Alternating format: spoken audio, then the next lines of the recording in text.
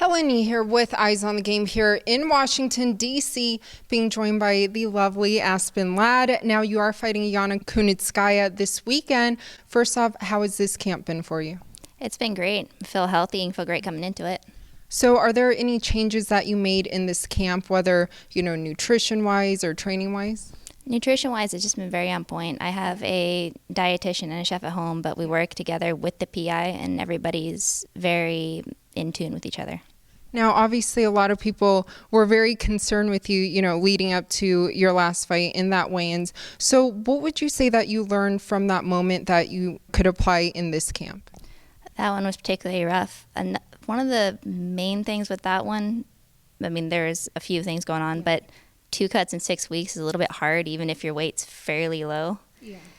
I still made the weight, still made it, just didn't feel the greatest. Were you kind of confused of the events that transpired afterwards about suspension, then being lifted?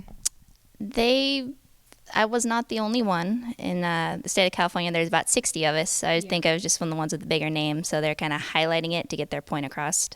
Now, looking at your opponent, Yana, have you been impressed with her so far? She's riding 2-fight win streak. What do you think about her? She's doing well. Her last fight was against a good friend of mine, Marion Renault, and that was a rough fight for her. She won, but... Now, looking at Holly Holm, I know you guys were supposed to fight UFC 235. She said, and her coach, Mike Winklejohn, they'd be interested in fighting you in 2020. What's your thoughts on that? That's interesting, but it's not something I'm thinking of right now. That's not the task at hand. And I think she just got booked with Raquel Pennington again.